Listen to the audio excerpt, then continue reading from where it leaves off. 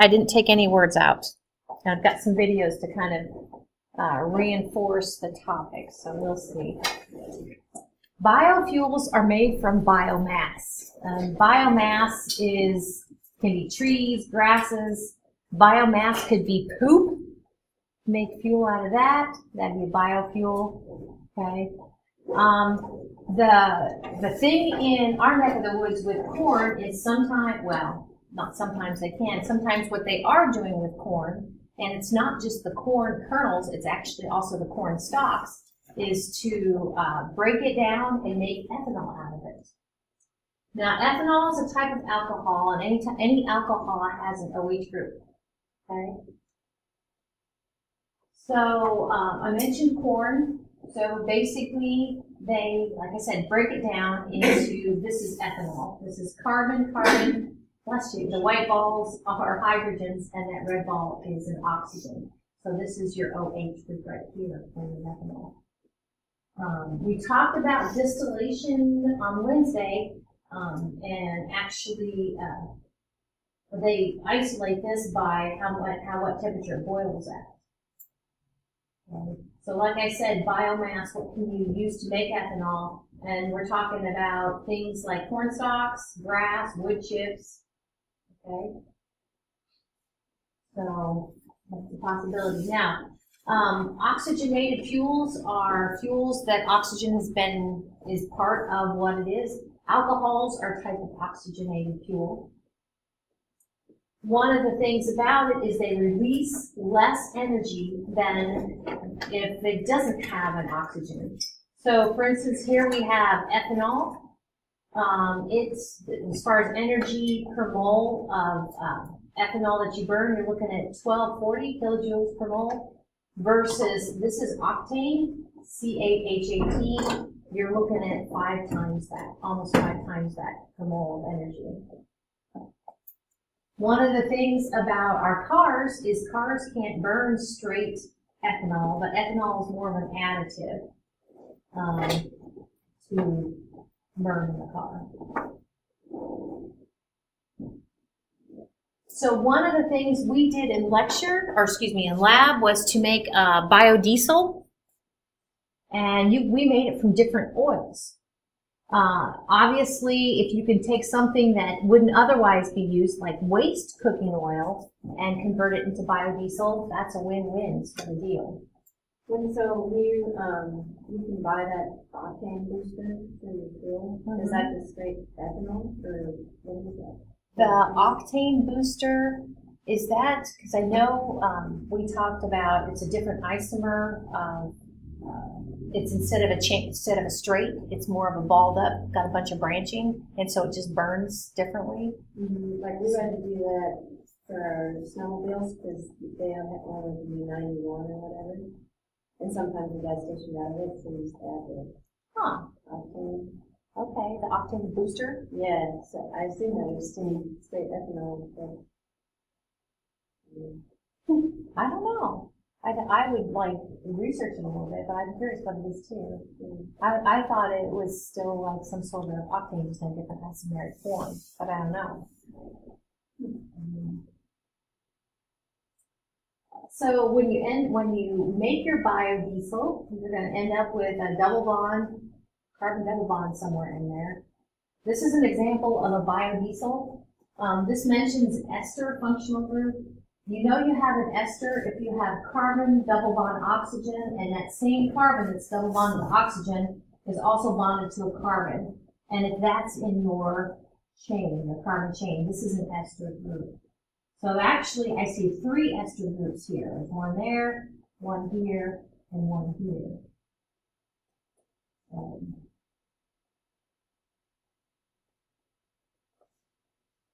Glycerol is a small, cute little molecule that is actually one of our byproducts that we made in the lab. And it, like the slide said, you can do other things with it. So this is kind of cool. The big C over here is the percentage that we're currently using with regard to our energy demands. And you're looking almost 80% of what we do right now has to do with fossil fuels. So that would be coal, natural gas, petroleum products.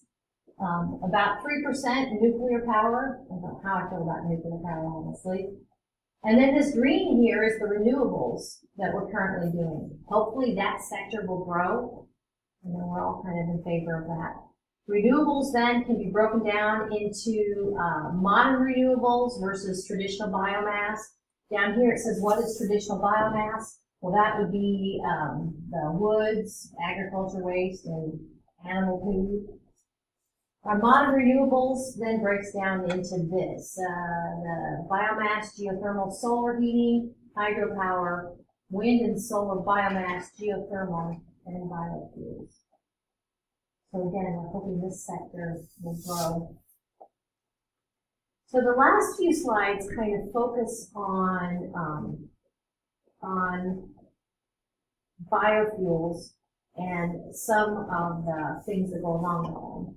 I think I'll show you the whole slide first, and then we'll take a look at this little video. So, is it ethical? Well, I'll just put this whole thing up there, and I'll let the video speak for itself. You're like, what could not be ethical about it? Well, just wait.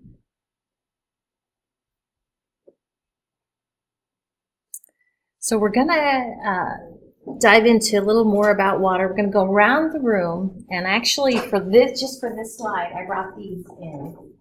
So we have water in its solid state. These might help you answer it. Water in its liquid state. You guys know that there's water in the air. It's up to 4% water. In the air, of course, is nitrogen and oxygen. But when I put this parafilm over there, I also captured water vapor, water particles. So we could ask these sort of questions. So I'll pick on you first, Autumn. So with regard to water in its solid state, so that's ice, right? Does it take on the shape of this container? No, I agree. So,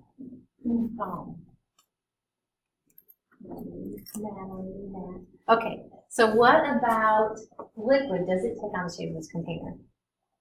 Yes, it does. How about the gas? Yep, very good. Back to you, Autumn. Solid.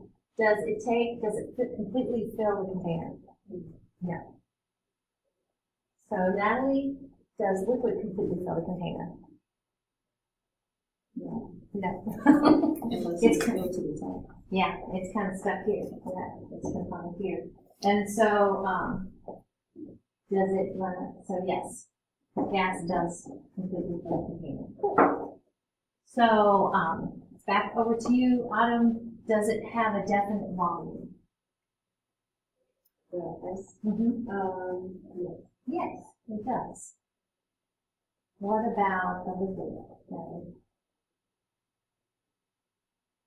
It does have a definite volume. And I'll tell you why. It has a definite volume because, like what gradation is that on?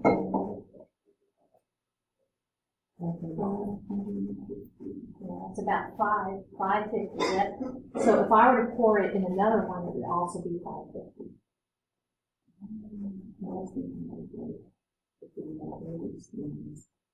That's true. We're assuming that we don't get it kind of that way. We just change containers and it has some volume. So the volume is definite. So what about the gas? Is the volume definite? No, it's not definite. Because kind of unlike this, if I go to pour this in another container, I'm going to get the same volume. If I open this up and pour it in another container, those little gas particles have minds of their own, and they'll actually go ahead, whatever container I put them in, and they'll fill up the container. All right, so back to you, Autumn. Does the solid have a definite shape?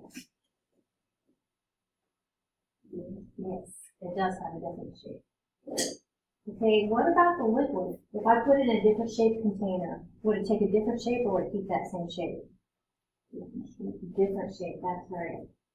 So the liquid has no definite shape based on what we said shape of the container. Like this, gas, no definite shape. So that's kind of what we're talking about when we're talking about these sort of aspects of water. By the way, down here from left to right, this is the solid water. Those little cute little orbs are water molecules. So that would be the H2O molecule. This is the solid state. You can see it nice and ordered. This is liquid state, a little more random. This is in its gaseous state. Lots of space between the particles. I think there'd be more space with A than B, because when it freezes, doesn't it? Yeah, it does. Yeah, when it freezes, you're right. Its density is decreased once it flux out. So it's kind of hard to tell, but you're on the right track. I know what you're saying. I think maybe it's not the space between them I try to show, but the fact that they're nice. They're nice and orderly when they're solid, and they're more random when they're liquid. Very random when they're gas. So water is a liquid at standard temperature and pressure. So in physical science sometimes we'll just say STP. That's also a gasoline additive. But here we're talking about standard temperature and pressure. And the standard temperature is 25 degrees Celsius and standard pressure is 1 atmosphere. And then the other word in that first paragraph are gases. So we've talked about gases in the atmosphere. So it's mostly nitrogen. It's like 80% nitrogen, 20% oxygen. So water, if we look at the molar mass for water, it's actually, how do I say this? Usually the kind of the low molar mass, the molecules that are kind of light, usually they don't have enough we talked about van der Waals, or London forces the other day, London forces, to keep those particles together. The smaller they are, the less likely they are to keep together, and mostly then be gases, but water is not a gas. Kind of along those lines, compared to similar or analogous compounds, water has a pretty darn high boiling point. And again, I go back to when we were in this room and we were talking about if you have to have a lot of heat to make a boil, that means that we must have a lot of those, what we call intermolecular bonds, those London forces, bonds. So we must have something going on with water. So my other word is lower here. Other things, if you substitute out instead of the oxygen, we have H2O. Instead of H2O, we have H2S or H2SE. You're going to see that actually that it must be weaker bonds because it boils at a lower temperature, kind of like we talked about before. Water, like Autumn was saying, is a strange thing in that when we transition from a liquid to a solid to water, I call it fluffs out, it expands. Most substances, they keep getting more and more squished together, more and more dense. So gases are lowest density, liquids are more density, and solids are the greatest density in both substances. In this case, that's solids are less dense than liquids. And I know it's less dense because check this out. It's flowing. So things flow for the last next one. This was like air molecules and stuff inside us. It's like sort of. What kind of literally when they're liquid, they're kind of fit in each other, but when they solidify, they make this crystalline form, and so they get rigid and they expand. I'm trying to think of it. Is there really gas there? Yeah, I'd say there's gas there between the water. Like, like you have like an air bubble, like if you say you put a water bottle and put air in it, it's gonna flow. Yeah, I would say when it fluffs out like that, because it becomes rigid and because it has a certain arrangement that wants to be in its solid state, that what's in the holes is air. Because like remember we talked about ice cores and stuff like that? Remember we said that it traps the gases in the solid. So yeah. What do we have to do with the hydrogen bonds? Yeah. That's one of the things we're going to talk about. Yeah, exactly. So water, H2O, those cute little 3 little atoms that do their thing. This is a Lewis structure. You come up with a pot of valence electrons, you're going to be looking at 8 valence electrons. This is what they look like. Lewis structure, we can go ahead and remember this dash is a covalent bond. 2 electrons are shared between the oxygen and the hydrogen, 2 electrons shared there. We talked about the shape of the molecule starts with letter B. What shape is that? Bent. Yeah, a water molecule is totally bent. And so this is kind of what it looks like. We have oxygen and 2 hydrogen. So one of the things I want to revisit is this idea of electronegativity. I think we talked about it before. We use the word tug of war, kind of. Electronegativity, tug of war. When 2 atoms are joined together, it's a tug of war over electrons. So electronegativity is a measure of how much which atom is going to want to hoard electrons to itself.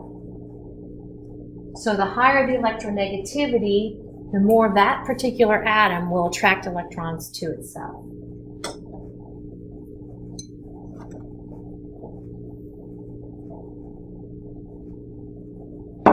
I had to, when I was getting ready for this, I know, so what element, so we'll click on you and then we're going this way. So are you ready, Natalie? So atom, what does that stand for? Fluorine. So Natalie, what does CS stand for?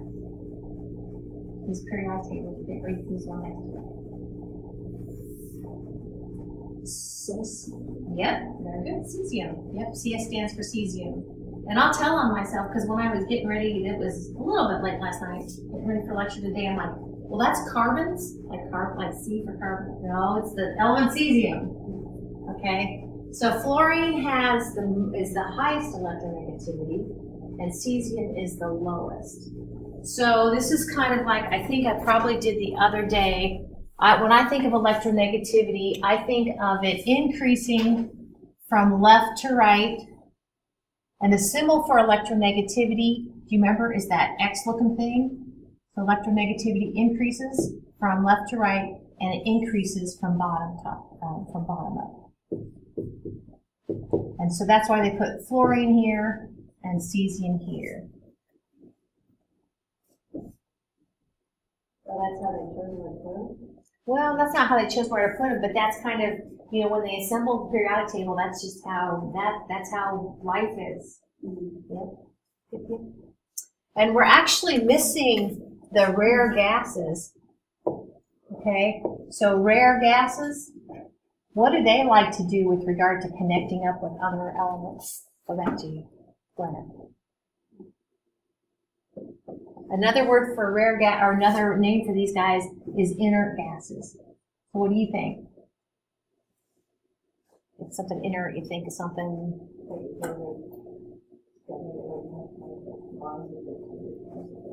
Right, and if it's inert, it doesn't want to combine with anything. So yeah, inert, they don't want to combine with anything. So they're not going to be any sort of tug of war or anything. They're lone folks. Yeah. All right. So this actually is what your author included in the PowerPoint slides, which is fine. These are electronegativity values, sometimes called Pauling values. But this is actually what I snagged from another textbook, and I like this better. Because you can kind of see, if you find these first 2 columns, this is 1A and 2A. And then we skip to 3A, 4A, 5A, 6A, and 7A. You kind of see fluorine and cesium. Francium. Interesting. Why did they say cesium instead of francium? I don't know. That I don't know. So actually, if you put a little star here, you might be coming back to this slide here in a minute. This slide and the previous slide. So we talked about covalent bonds. Covalent bonds, if you draw them in a Lewis structure, they're going to be a dash in a Lewis structure. And Autumn, how many electrons are there for each dash in a Lewis structure? 2 electrons. There we go. 2 electrons are being shared in a covalent bond. But now, if you look at the electronegativity, of the atoms being connected, and if the electronegativities are different, then you're going to have a polar bond. So if it was like fluorine to fluorine, it would be polar. Correct. Fluorine to fluorine is not polar, but fluorine to something with a different electronegativity value is. So the word here is not equally, or two words. Polar covalent bond is where electrons are shared, but they are not shared equally. And the word is electronegative. So the more electronegativity, or more electronegative the atom, okay, is going to be what the arrow points towards. You're going to see what I mean here, what I mean arrow. And in this figure I'm going to show you, we are going to say that kind of that arrow is representing for that polar bond what we call the bond dipole. The bond dipole is kind of the unevenness of the electrons. Bond dipole. So here finally is what I've been talking about. So this could be in water, this could be in an alcohol, this could be in carboxyl, or I guess carboxyl wouldn't be working, a ketone. But anytime you have a hydrogen bonded to an oxygen, okay, now I kind of hid some numbers up here. So I think we're ready for you, Natalie. So look on the previous slide. What is the electronegativity of oxygen? Either one of the last two slides. 3.5. Okay, very good. 3.5. So what about hydrogen, Glenna? What's that? 2.1. Very good. So she got those from the table, 2.1. So help me out then. EN stands for electronegativity difference. So go ahead and subtract, and it's the absolute value of. So what do you think, Autumn? What's electronegativity difference? 1.4. That's what I get too, 1.4. Yep, electronegativity difference. So just to kind of follow up and tell you how you might see this in other chemistry settings. Oops, that's not what I wanted to say. Where did I want to say? Electronegativity, the symbol for electronegativity is that Greek letter chi, looks like an X. And I can't remember if we've talked about this, but anytime you talk about a difference, we use the triangle, which is the Greek letter for delta. So electronegativity difference would be what we say delta chi. So triangle X-looking thing, delta chi, is the same thing as electronegativity difference. But the point here, when it comes to the dipole, the bond dipole is indicated right here with this arrow. It goes from the positive to the negative. I think I mentioned this before, but it's been a while. We know that, do you see where the 3.5 is higher, so that's going to be negative. The 2.1 is less, so it's going to be positive. Anytime you see this, this means partially. Partially. So when you look at the little superscript of the H, you'd say partially positive. The little superscript of the O, you'd say partially negative. And that arrow is the bond dipole. Wait, the S means subscript? The little superscript. Oh, I think, okay, yeah. What's that symbol? Yeah, that means partially.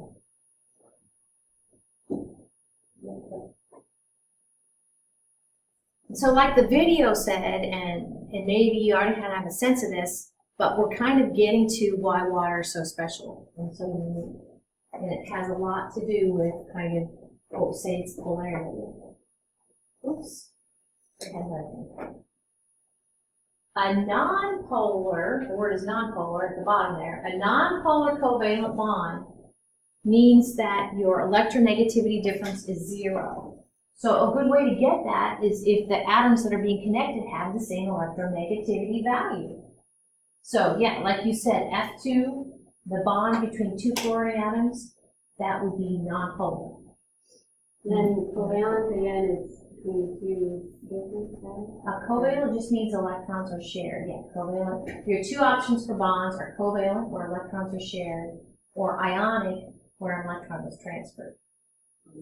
Yeah, to make a cation and an anion, plus and minus. Yep. So whether a molecule like water, now we're stepping out, right? So because you have like water has an oxygen in the middle and two hydrogens. So oxygen and two hydrogens. In order to understand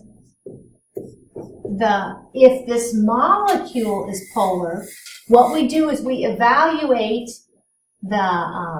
let's see, this positive. We evaluate the dipoles. I'll go ahead and draw in that dipole and this dipole. We evaluate the dipoles of the individual bonds, and then we have to see how they interact together to see if the whole molecule is polar. So there's the catch, unfortunately. How the dipoles of the individual, from the individual bonds interact has to do with the shape of the molecule. You guys told me bent. You guys told me water was bent, and you're totally right. So in the next paragraph, the word is bent. It is totally bent. And actually, kind of at the crux, I didn't bring in my little stick models to show you. To me, the reason it's bent is those two pairs of lone pair electrons that kind of occupy space. So here's the oxygen. It has two pairs of lone pair electrons that kind of push the hydrogens down and make it bent.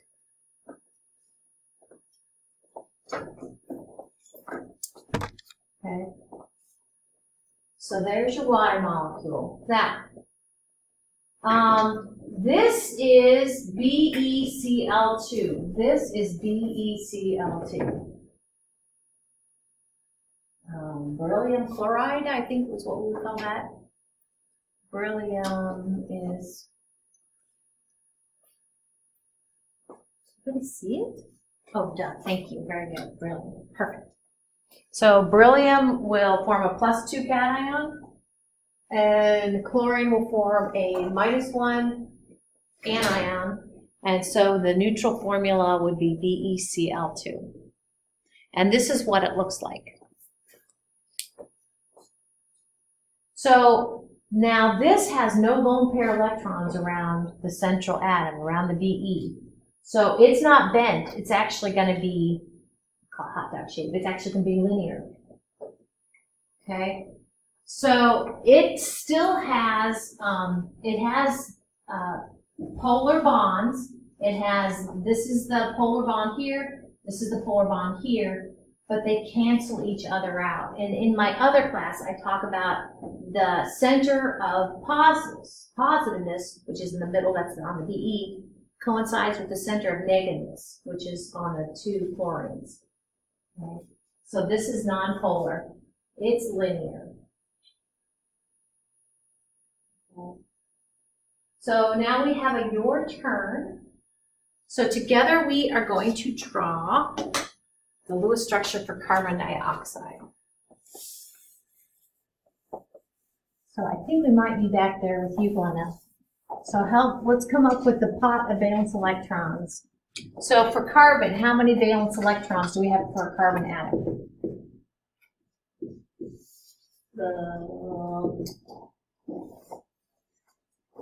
Look at the group number. 4. Very good. Okay, Autumn, there's 2 oxygens. How many valence electrons for each oxygen? 6. Okay, very good. So can you help me out and kind of add that all together? And what do you come up with, Natalie?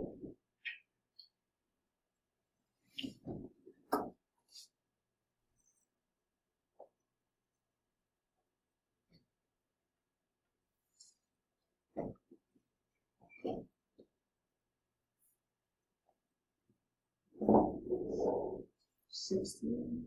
That's what I get too. 16. Very good.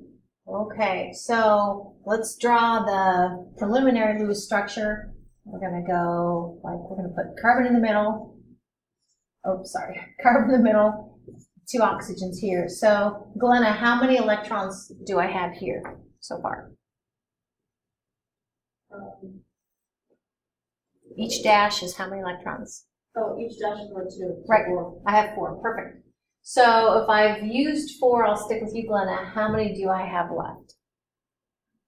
I've used 4, and what was and from my pot of 16? 12. Yep, I got 12. So what do you think, Autumn? If I have 12 electrons, how many electrons do I need to put around, like this oxygen atom? 6. I need to put 6. 6 around that one too. So we'll pick on you, Natalie. How can I, like the oxygens have 8 electrons, but the carbon doesn't. What can I do? Transfer. Yep. And then I'll still pick on you. Now is the carbon happy yet? It wants 8. No, it's 2 more. Transfer 2 more. Perfect. So this is all to say that the final Lewis structure looks like this, where I transferred a pair. So instead of 3 pairs, I just have 2 pairs. I have a double bond carbon, double bond oxygen. I don't know how to add, well, I will ask this in the form of a question. What do you think, Glenna? Does this seem like it would be bent or linear? Linear. Linear, perfect, because there's nothing around the carbon to bend it. Yeah. So this thing is linear. Awesome. So while we're at it, and this is kind of how I think of it, I don't know if this is the question yet, but so Autumn, help me out and look at that table a little bit ago. What is the electronegativity of oxygen? 3.5. How much? 3.5. Thank you. 3.5, 3.5. Okay, so Natalie, what's the electronegativity of carbon? 2.5? Okay, so Glenna, where would I put my, it's called partially, looks like that S. Where would I put my partially positive, partially negatives here? Would the carbon be partially positive, partially negative? It has the lower electronegativity value.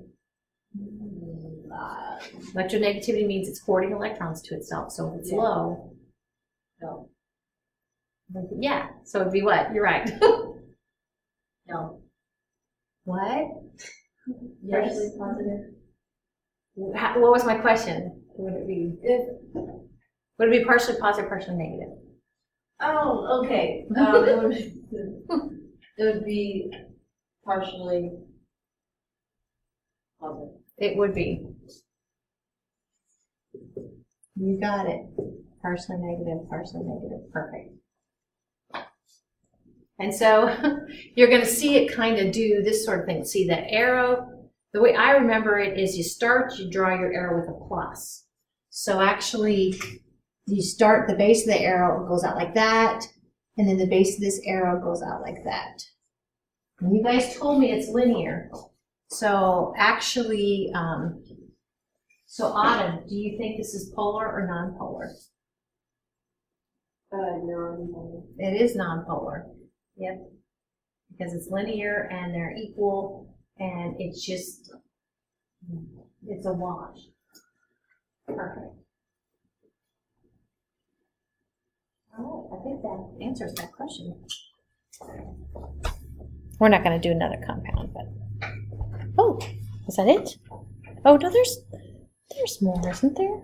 Mm-hmm. No, you know what? There is one more. It must have got moved around. Oh yeah. At the very beginning, now we can answer this one. We got time, then we'll call it a day. Are you serious? I should have just stopped it. There. Whew. Okay. So let's see. When I call on you, give me the electronegativities for both of them. Well, let's do this one. Who did we end with? Are we ready for Natalie? So Natalie, look up H and F. HFCl. Give me all three of them. 2.1, 4.0, you said CL? Cl and H. So 2.1 for the H? Mm-hmm. Okay. And the Cl.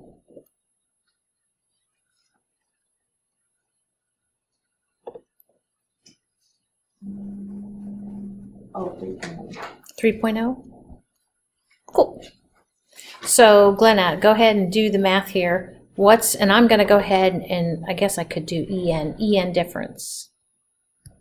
So what's electronegativity difference for HF?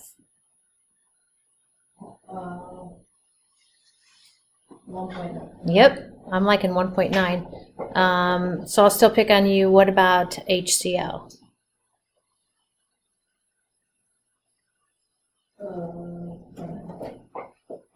2.1 and 3.0. Yep, 0.9. Yep. So which one's more electronegative? I mean, which one's more polar? Which bond is more polar? Yep, you got it. So Autumn, what about, let me know, NO and S? N is 3.5, or 3.0. Okay. And O is 2.5. Okay. And S is 2.5. Okay. So Natalie, what is electronegativity difference here for NO? 4.5. Yep. And what is it for the OS? 1. Yep. So which one is more polar?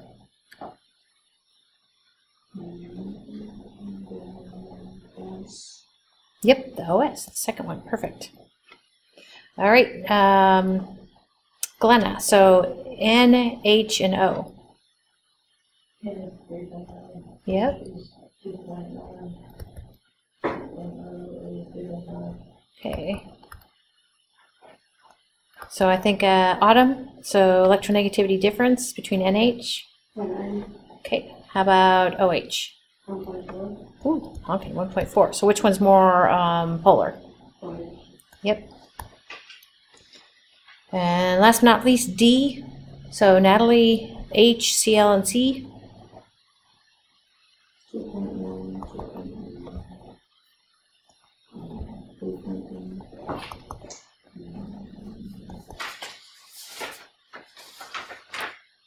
2.5. Cool. And then Glenna, what's the electronegativity difference for the HF? H2, sorry. The first ones, H and H. What's that? 0. It is 0. Very good. What about the Cl and the C? Okay. Good. So which one's more polar? C, Yep. the C was 2.5. Oh, 2.5? Okay, thank you. 2.5. So if that's 2.5, Glenna, then what is the electronegativity difference?